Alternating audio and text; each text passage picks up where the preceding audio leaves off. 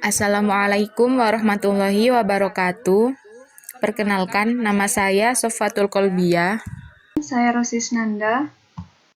Saya Nindya Anjelianti. Kami dari kelompok 11 akan menjelaskan makalah kami dengan tema Geohistori Kawasan Dataran Tinggi Malang pada abad ke-9 sampai 13 Masehi. Latar belakang dari permasalahan makalah kami yang pertama, wilayah Malang dengan letak geografis di dataran tinggi. Di dataran tinggi Malang dikelilingi beberapa gunung seperti Gunung Semeru, Gunung Bromo, Gunung Kelut, Gunung Anjasmoro, Gunung Welirang, dan masih banyak gunung lainnya. Yang kedua, berada di antara kompleks gunung api vulkanik. Gunung api vulkanik ini selalu mengeluarkan material berupa lava dan lahar dingin. Yang ketiga, berkembangnya peradaban Hindu-Buddha pertama di Jawa Timur. Peradaban dan kebudayaan yang berkembang selalu didukung oleh kondisi geografis alam yang baik. Yang keempat, dibentuknya beberapa peninggalan bersejarah Hindu-Buddha seperti prasasti, candi, dan pentirtaan. Perumusan masalahnya yang pertama, bagaimana proses terbentuknya dataran tinggi Malang berdasarkan sudut pandang geologi. Yang kedua, bagaimana proses terbentuknya dataran tinggi Malang berdasarkan alam pemikiran Hindu-Buddha. Yang ketiga, bagaimana persebaran situs peninggalan candi di dataran tinggi Malang abad ke-9 sampai 13 Masehi. Yang keempat, bagaimana hubungan geografis dataran tinggi Malang terhadap peninggalan situs candi di dataran tinggi Malang pada abad ke-9 sampai 13 Masehi. Tujuan penulisan makalah ini yang pertama menjelaskan proses terbentuknya dataran tinggi berdasarkan sudut pandang geologi. Yang kedua, menjelaskan proses terbentuknya dataran tinggi Malang berdasarkan alam pemikiran Hindu-Buddha. Yang ketiga, menjelaskan persebaran situs peninggalan candi di dataran tinggi Malang abad ke-9 sampai 13 Masehi. Yang keempat, menjelaskan hubungan geografis dataran tinggi Malang terhadap peninggalan situs candi di dataran tinggi Malang pada abad ke-9 sampai 13 Masehi. Nah, selanjutnya adalah kajian teori. Nah, untuk yang pertama, kita memakai teori kebudayaan. Menurut Kunchoro-Ningrat, teori kebudayaan itu dibagi menjadi beberapa unsur. Yang pertama, sistem bahasa, sistem pengetahuan, sistem kemasyarakatan atau organisasi sosial, sistem peralatan hidup dan teknologi, sistem mata pencarian hidup, sistem religi, dan kesenian. Nah, pada teori kebudayaan ini kita memakai unsur sistem religi dalam pembahasan kami. Selanjutnya, kita menggunakan teori peradaban. Nah, teori peradaban sendiri terdiri dari 3 dimensi. Yang pertama, dimensi kebentukan, yang kedua, dimensi keruangan, dan yang ketiga, dimensi waktu. Nah, pada teori peradaban ini kita mengambil dimensi kebentukan yang terdiri dari bahasa, agama, ideologi, kemasyarakatan, rasisme, dan etnisme. Namun, pada dimensi kebentukan ini kita mengambil unsur agama. Nah, yang ketiga yaitu teori ekologi budaya. Nah, teori ekologi budaya itu sendiri yaitu sebuah cara pandang untuk memahami persoalan lingkungan hidup dalam perspektif budaya, atau sebaliknya, bagaimana memahami kebudayaan dalam perspektif lingkungan hidup. Nah, adapun yang menjadi ciri dari ekologi budaya itu sendiri, yaitu sehubungan dengan cara sistem budaya beradaptasi terhadap lingkungan totalnya, dan konsep adaptasi sistemik, yaitu cara institusi-institusi dalam suatu budaya beradaptasi dan saling menyesuaikan diri. Baik, di bagian paparan data ini kita akan membahas tentang terbentuknya dataran tinggi Malang. Nah, di layar itu terdapat peta geologi dataran tinggi Malang. Jadi, secara geologi, menurut Bemelen dalam bukunya The Geology of Indonesia dijelaskan bahwa proses geologi yang terjadi di dataran tinggi Malang tidak lepas dari proses geologi yang terjadi di Pulau Jawa, terutama di Pulau Jawa bagian timur. Jadi pada masa prasejarah, yaitu pada zaman Miosen-Pliosen, di Pulau Jawa bagian timur ini terjadi proses antiklinal. Nah, proses antiklinal ini apa? Proses antiklinal ini proses terangkatnya lapisan tanah karena gerakan endogen, gerakan dari dalam tanah yang mengenai lapisan. Nah, di sini Bemelen mengelompokkan pegunungan yang berada di Pulau Jawa bagian timur ini seperti Gunung Kelut, Gunung Kawi, Gunung Arjuno, Gunung Welirang, Gunung Anjasmara, dan Gunung Penanggungan. Sedangkan di sini, di bagian timur dataran tinggi Malang ini, ada Gunung Bromo dan Gunung Semeru. Sedangkan di bagian selatan, dataran tinggi Malang ini ada Pegunungan Kapur Selatan. Nah, pada bagian kedua ini ada peta proses terbentuknya Danau Purba di dataran tinggi Malang. Jadi, dataran tinggi Malang yang ada sekarang ini bukanlah melalui proses yang instan, tapi melalui proses pada masa prasejarah, yaitu berawal dari Danau Purba. Nah, pada awalnya, pada masa Miosen-Pliosen ini, di daerah Danau Purba ini berawal dari daerah cekungan. Nah, selanjutnya pada masa Pleistosen Tengah, gunung-gunung api yang ada di barat maupun yang ada di timur ini mengalami erupsi. Jadi gunung api vulkanik ini mengeluarkan lava. Nah, lava ini kemudian mengalir ke daerah cekungan. Jadi mengalir di daerah cekungan ini, kemudian lava-lava ini mengalami pembekuan. Jadi di daerah cekungan ini terjadi semacam penyumbatan, sehingga kalau diibaratkan daerah cekungan ini seperti mangkuk yang dikelilingi oleh daerah pegunungan. Nah, kemudian pada masa akhir Pleistosen, gunung-gunung api vulkanik yang ada di dataran tinggi Malang ini mulai tidak aktif. Jadi di daerah cekungan yang seperti mangkuk ini kemudian terisi oleh air hujan yang selanjutnya membentuk Danau Purba. Nah, sedangkan pada masa Holosen awal di daerah dataran tinggi Malang ini pegunungan vulkaniknya itu mulai aktif kembali mengeluarkan erupsi lava. Nah, lava ini kemudian mengalami pembekuan yang pada akhirnya membentuk memenuhi mangkuk yang bekas Danau Purba tadi, sehingga membentuk dataran tinggi Malang yang kita kenal saat ini.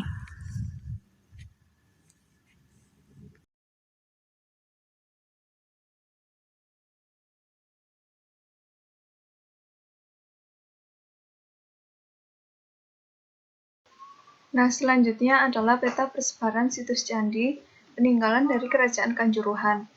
Nah, yang pertama di sini ada Candi Badut. Nah, Candi Badut ini dikelilingi oleh beberapa gunung api. Nah, yang pertama ini ada Gunung Kawi, ada Gunung Semeru, Gunung Arjuno, dan Gunung Welirang. Gunung ini di samping-samping ini mengelilingi Candi Badut.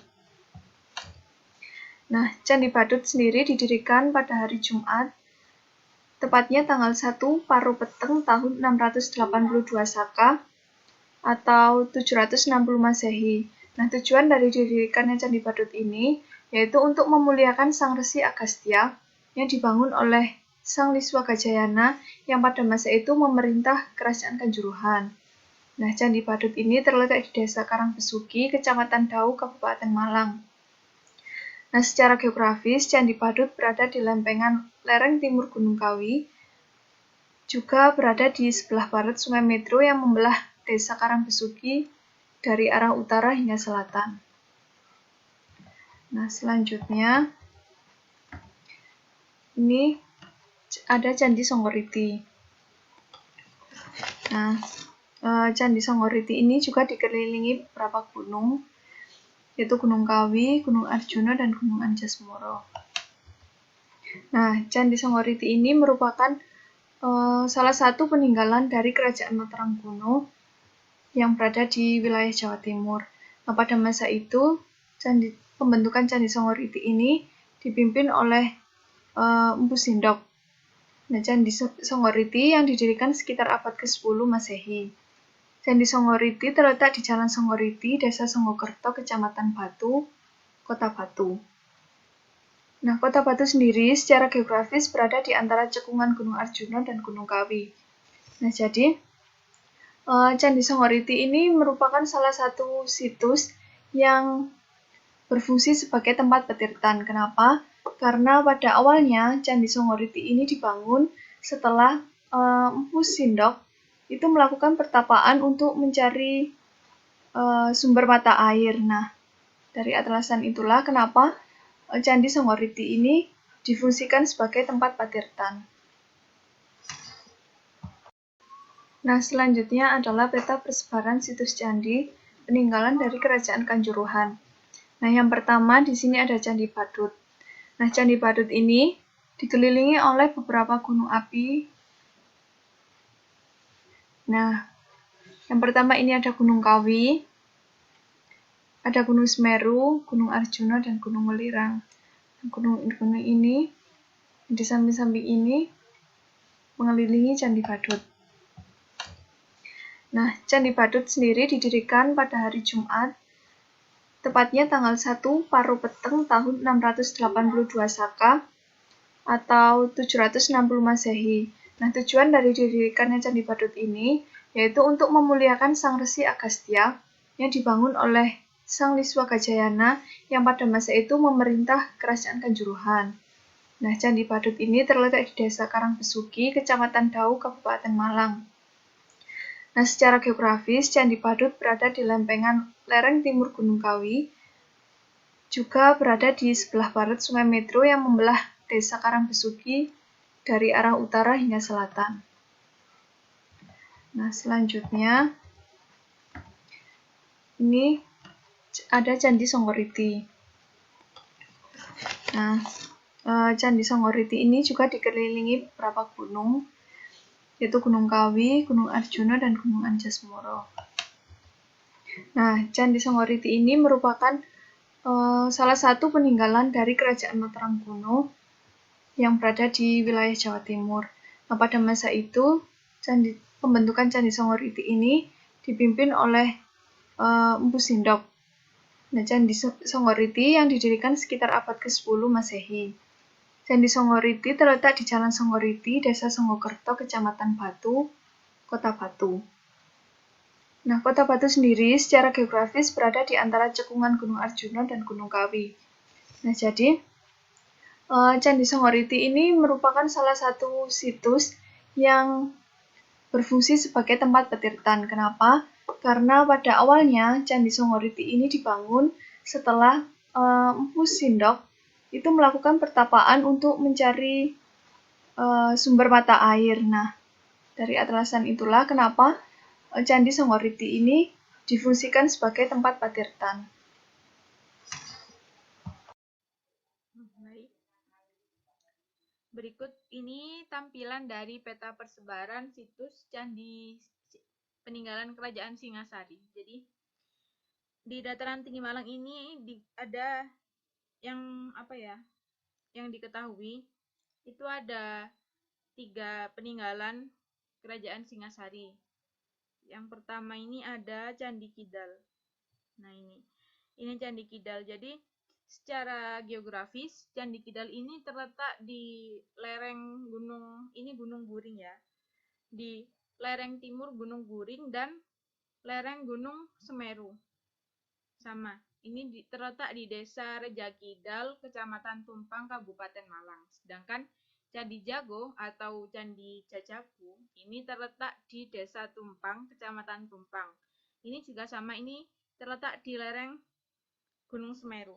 Jadi ini Gunung Semeru.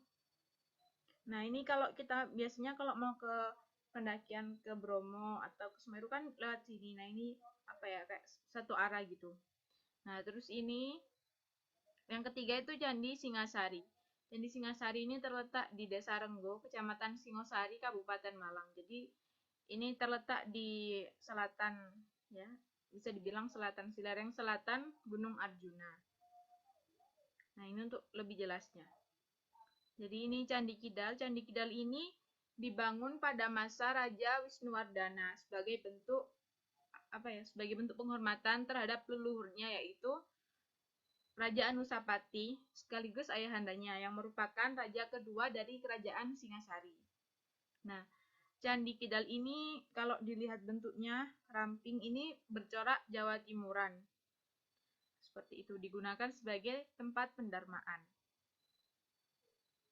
Yang kedua, ini Candi Jago atau kalau di Pararaton itu Candi Jajago. Jadi lokasinya Candi Kidal dengan Candi Jago ini berdekatan.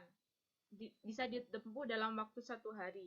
Nah, itu dijelaskan juga di Pararaton bahwa Hayam Wuruk itu setelah dari Candi Kidal kemudian ke Candi Jajago. Jadi kayak deket gitu lokasinya. Nah, ini Candi Jago ini juga fungsinya sebagai pendarmaan, yaitu dibangun pada masa Kertanegara untuk menghormati leluhurnya, yaitu Ranggawuni sebagai Buddha atau Wisnuwardana yang dalam wujud Buddha itu di Candi Jago. Nah, yang ketiga ini Candi Singasari. Ini terletak di Desa Renggo, Kecamatan Singasari, Kabupaten Malang. Jadi bisa dibilang Candi Singasari ini peninggalan terakhir, karena Candi Singasari ini dibangun sebagai tempat pendarmaan Raja Singasari yang terakhir, yaitu Raja Kertanegara. Nah, selanjutnya adalah peta persebaran situs candi peninggalan dari Kerajaan Kanjuruhan. Nah, yang pertama di sini ada Candi Badut. Nah, Candi Badut ini dikelilingi oleh beberapa gunung api. Nah, yang pertama ini ada Gunung Kawi, ada Gunung Semeru, Gunung Arjuna, dan Gunung Welirang. Gunung-gunung ini di samping-samping ini mengelilingi Candi Badut. Nah, Candi Badut sendiri didirikan pada hari Jumat, tepatnya tanggal 1 Paru Peteng tahun 682 Saka atau 760 Masehi. Nah, tujuan dari didirikannya Candi Badut ini yaitu untuk memuliakan Sang Resi Agastya yang dibangun oleh Sang Liswagajayana yang pada masa itu memerintah Kerajaan Kanjuruhan. Nah, Candi Badut ini terletak di Desa Karangbesuki, Kecamatan Dau, Kabupaten Malang. Nah, secara geografis, Candi Badut berada di lempengan lereng timur Gunung Kawi, juga berada di sebelah barat Sungai Medro yang membelah Desa Karangbesuki dari arah utara hingga selatan. Nah, selanjutnya ini ada Candi Songgoriti. Nah, Candi Songgoriti ini juga dikelilingi beberapa gunung, yaitu Gunung Kawi, Gunung Arjuna, dan Gunung Anjasmara. Nah, Candi Songgoriti ini merupakan salah satu peninggalan dari Kerajaan Mataram Kuno yang berada di wilayah Jawa Timur. Nah, pada masa itu, pembentukan Candi Songgoriti ini dipimpin oleh Empu Sindok. Nah, Candi Songgoriti yang didirikan sekitar abad ke-10 Masehi. Candi Songgoriti terletak di Jalan Songgoriti, Desa Songgokerto, Kecamatan Batu, Kota Batu. Nah, Kota Batu sendiri secara geografis berada di antara cekungan Gunung Arjuna dan Gunung Kawi. Nah, jadi Candi Songgoriti ini merupakan salah satu situs yang berfungsi sebagai tempat petirtan. Kenapa? Karena pada awalnya Candi Songgoriti ini dibangun setelah Empu Sindok itu melakukan pertapaan untuk mencari sumber mata air. Nah, dari alasan itulah kenapa Candi Songgoriti ini difungsikan sebagai tempat patirtan. Ya, berikut adalah peta persebaran situs candi peninggalan Kerajaan Singasari. Jadi di sini ada beberapa peninggalan situs candi dari Kerajaan Singasari. Di sini ada Candi Kidal. Nah, ini letaknya di sebelah lereng timur dari Gunung Buring. Nah, ini Gunung Buring. Nah, terus di sini juga ada Gunung Semeru. Terus di sini ada Candi Jajago. Ini letaknya hampir berdekatan. Jadi Candi Kidal terletak di Desa Rejakidal, Kecamatan Tumpang, Kabupaten Malang. Sedangkan Candi Jago terletak di Desa Tumpang, Kecamatan Tumpang, Kabupaten Malang. Jadi ini searah dengan Gunung Semeru. Jadi kalau ini juga searah dengan Gunung Bromo. Kalau kita mau ke Gunung Bromo ini lewat ini melintasi daerah Tumpang. Nah, ini juga dekat dengan Gunung Semeru. Di bagian ini ada Candi Singasari.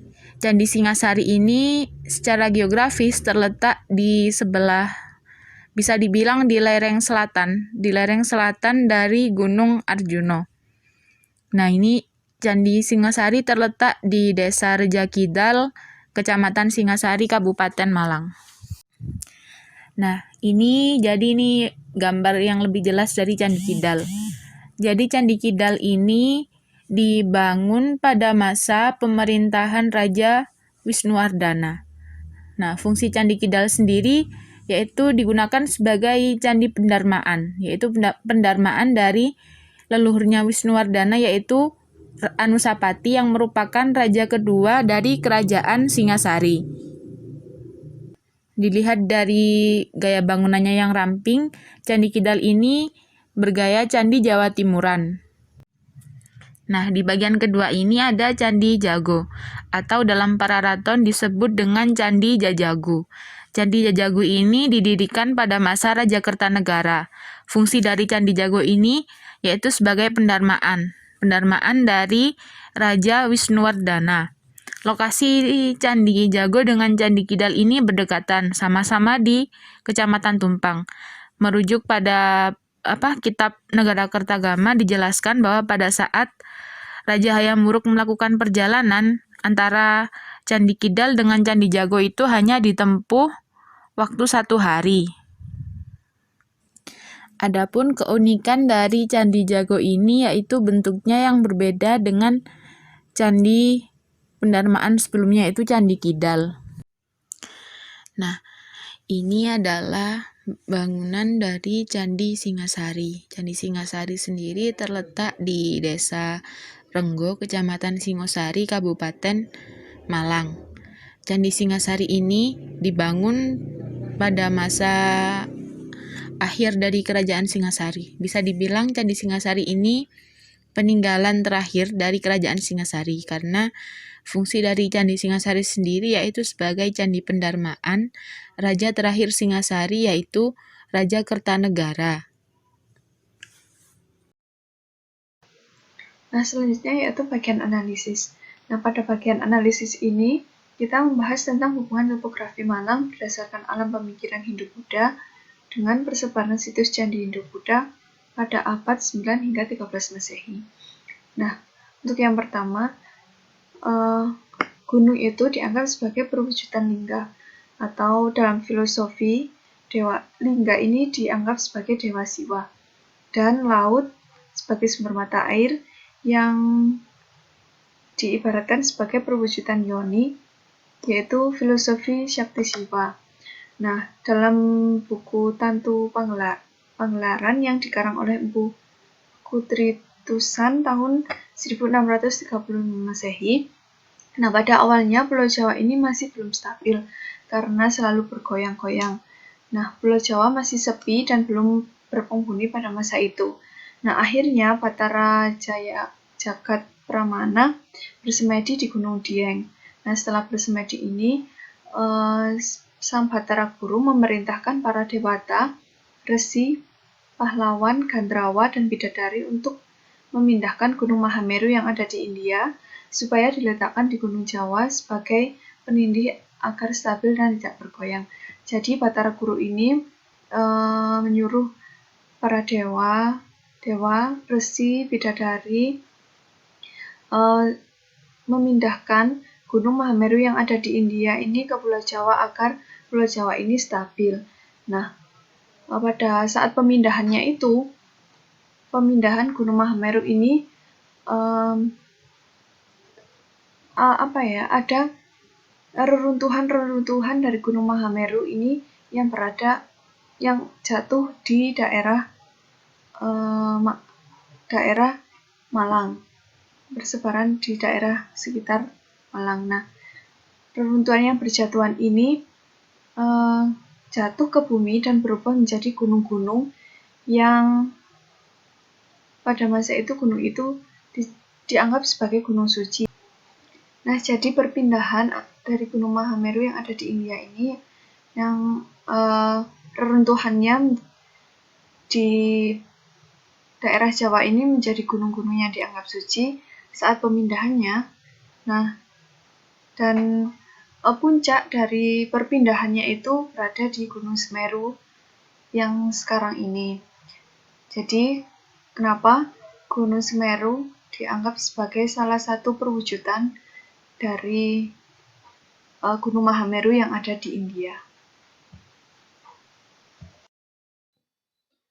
Baik, jadi ini adalah tampilan dari peta terbentuknya Gunung Suci di dataran tinggi Malang. Jadi berdasarkan kosmologi Hindu-Buddha, gunung-gunung vulkanik yang mengelilingi dataran tinggi Malang ini kemudian dianggap sebagai gunung suci atau holy mountain. Ini kenapa? Karena menurut kepercayaan agama Hindu, gunung adalah tempat tertinggi yang digunakan sebagai tempat persemayaman para dewa. Nah, hal ini bisa kita merujuk ini pada sumbernya, yaitu Tantu Panggelaran. Jadi di dalam Tantu Panggelaran diceritakan bahwa pada saat itu Pulau Jawa itu kondisinya masih belum stabil, jadi masih senantiasa bergoyang-goyang. Akhirnya Batara Guru ini memerintahkan para dewa untuk memindahkan puncak Mahameru yang ada di India dan untuk dipindahkan ke Jawa supaya menstabilkan Pulau Jawa. Nah, dalam proses perpindahan Mahameru ini mengalami runtuhan. Jadi tanahnya itu runtuh. Nah, runtuhan ini yang pertama itu membentuk Gunung Katong. Atau sekarang itu Gunung Lawu yang ada di Karanganyar. Setelah itu ke sini membentuk Gunung Kamput. Nah, Gunung Kamput ini atau Gunung Kelut yang ada di perbatasan Kediri dengan Blitar. Yang ketiga ini membentuk Gunung Kawi. Gunung Kawi ini terletak di masuk ke dalam wilayah Malang Kabupaten. Nah, ini Gunung Arjuna ini perbatasan antara Malang dengan Pasuruan. Kemudian di belakangnya Arjuna ada Ardi Kumukus yang masuk ke dalam wilayah Prigen. Terus di sini ada Pawitra atau Penanggungan. Setelah itu runtuhannya ini membentuk Sang Hyang Brahma. Setelah itu yang terakhir puncaknya diletakkan di sini yang membentuk Gunung Mahameru atau Sang Hyang Mahameru. Jadi berdasarkan kosmologi Hindu, begitu proses terbentuknya gunung-gunung suci yang ada di dataran tinggi Malang yang diyakini sebagai tempat bersemayamnya para dewa. Nah, selanjutnya gunung-gunung suci ini memberikan pengaruh bagi pola pikir masyarakat di daerah dataran tinggi Malang. Nah, seperti ini. Pengaruh keberadaan gunung suci di dataran tinggi Malang.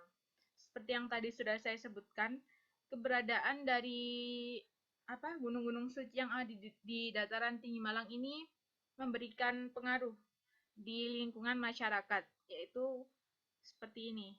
Wilayah dataran tinggi Malang di sini ini dalam Pararaton itu dikenal dengan nama Sidabawana. Jadi ada dalam penggalan pada saat pasukan dari Raja Kertajaya atau Dentang Gendis ini melakukan penyerangan ke Singasari itu dikatakan bahwa dari mereka turun ke daerah Sidabawana terus berlanjut ke Singasari. Berarti kan mengindikasikan bahwa daerah Sidabawana itu di sini, daerah segi. Karena daerah Kediri pada saat itu berada di balik Gunung Kawi di sebelah barat ya. Kemudian, daerah Sidabawana ini adalah daerah lembah subur yang hanya digunakan untuk pemukiman. Di Pararaton juga dijelaskan bahwa di daerah dataran tinggi Malang ini terdapat desa-desa kuno yang yang dijadikan pemukiman suci karena di daerah tersebut letaknya dekat dengan gunung suci yaitu Gunung Mahameru yang ada di sini. Nah, adapun desa-desa suci tersebut seperti daerah Desa Pangkur. Nah, ini itu diidentifikasinya berada di sini, di timur Gunung Kawi. Terus ada Desa Karuman, ada Sagenggeng, Kagenengan, Turiantapada, Kabalon, Panawijen, dan Tumapel. Nah, dari kesemua desa ini tuh kebanyakan ditemukan juga bukti-bukti sejarah seperti Lingga dan Yoni yang mengindikasikan bahwa dahulu di tempat itu ada sempat ada peradaban Hindu-Buddha. Nah, ini yang ketiga yaitu selain dari tadi paham masyarakat terhadap kosmologi Hindu-Buddha dengan lingkungan juga ada pada bisa dibilang seni arsitektur bangunan. Jadi di sini candi-candi Hindu-Buddha yang ada di dataran tinggi Malang ini mempunyai orientasi atau arah hadap candi.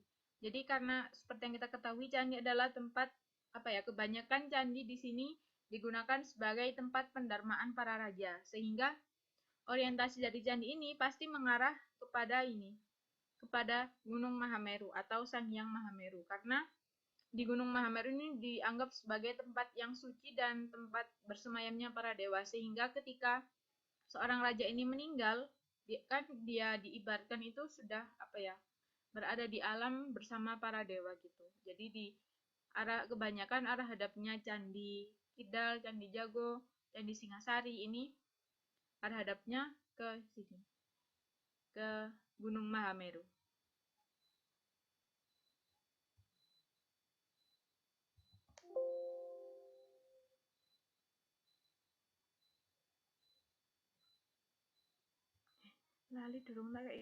Pengaruh keberadaan Gunung Suci di dataran tinggi Malang. Seperti yang tadi sudah saya sebutkan, keberadaan dari gunung-gunung suci yang ada di dataran tinggi Malang ini memberikan pengaruh di lingkungan masyarakat, yaitu seperti ini. Wilayah dataran tinggi Malang di sini ini dalam Pararaton itu dikenal dengan nama Sidabawana. Jadi ada dalam penggalan pada saat pasukan dari Raja Kertajaya atau Dentang Gendis ini melakukan penyerangan ke Singasari, itu dikatakan bahwa dari mereka turun ke daerah Sidabawana terus berlanjut ke Singasari. Berarti kan mengindikasikan bahwa daerah Sidabawana itu di sini, daerah segi. Karena daerah Kediri pada saat itu berada di balik Gunung Kawi di sebelah barat ya. Kemudian daerah Sidabawana ini adalah daerah lembah subur yang hanya digunakan untuk pemukiman. Di Pararaton juga dijelaskan bahwa di daerah dataran tinggi Malang ini terdapat desa-desa kuno yang dijadikan pemukiman suci, karena di daerah tersebut letaknya dekat dengan Gunung Suci, yaitu Gunung Mahameru yang ada di sini. Nah, adapun desa-desa suci tersebut seperti daerah Desa Pangkur, nah ini itu diidentifikasinya berada di sini, di timur Gunung Kawi. Terus ada Desa Karuman, ada Sagenggeng, Kagenengan, Turiantapada, Kabalon, Panawijen, dan Tumapel. Nah, dari kesemua desa ini tuh kebanyakan ditemukan juga bukti-bukti sejarah seperti Lingga dan Yoni yang mengindikasikan bahwa dahulu di tempat itu ada sempat ada peradaban Hindu-Buddha. Nah, ini yang ketiga yaitu selain dari tadi paham masyarakat terhadap kosmologi Hindu-Buddha dengan lingkungan juga ada pada bisa dibilang seni arsitektur bangunan. Jadi di sini candi-candi Hindu-Buddha yang ada di dataran tinggi Malang ini mempunyai orientasi atau arah hadap candi.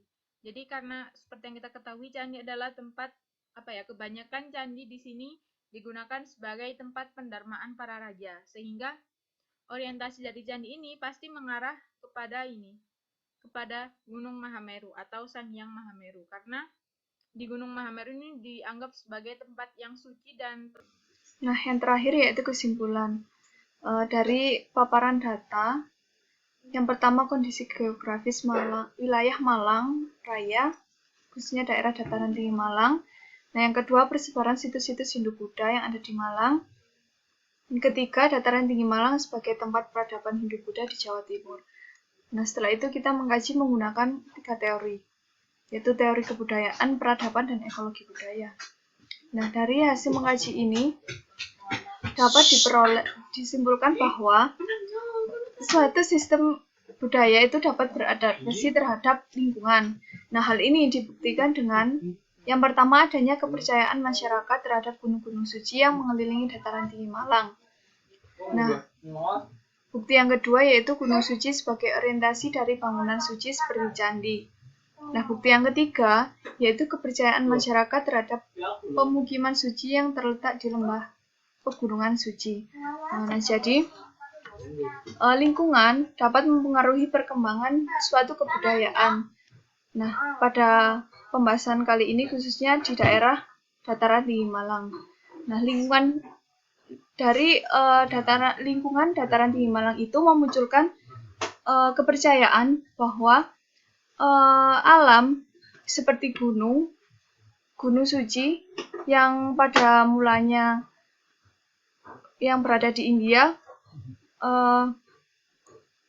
umat yang beragama Hindu-Buddha itu percaya bahwa gunung suci, yaitu Gunung Mahameru yang berada di India itu tidak lagi menjadi kiblat dari agama Hindu-Buddha yang ada di wilayah Malang. Nah, masyarakat Malang pada masa itu menganggap gunung suci yang ada di Malang seperti Gunung Kawi, Gunung Arjuna, Gunung Semeru. Nah, itu dipercaya sebagai tempat pendarmaan dewa. Jadi, mereka percaya bahwa gunung-gunung itu mempunyai nilai yang sangat tinggi, yaitu dianggap sebagai gunung suci. Nah, selain itu, selain gunung, sungai juga dianggap sebagai hal yang suci oleh masyarakat yang beragama Hindu-Buddha. Nah, sungai-sungai suci ini dipercaya sebagai sumber mata air yang dapat mengalirkan amerta. Nah, selain itu, sebagai bukti lain, seperti candi, bangunan-bangunan suci lainnya yang berguna sebagai tempat patirtan atau pendarmaan juga dianggap suci oleh masyarakat yang beragama Buddha pada masa itu. Jadi, ya masyarakat Hindu-Buddha di Malang itu mempunyai orientasi bahwa gunung, sungai, dan bangunan-bangunan peninggalan Hindu-Buddha itu mempunyai nilai yang sangat suci. Selanjutnya,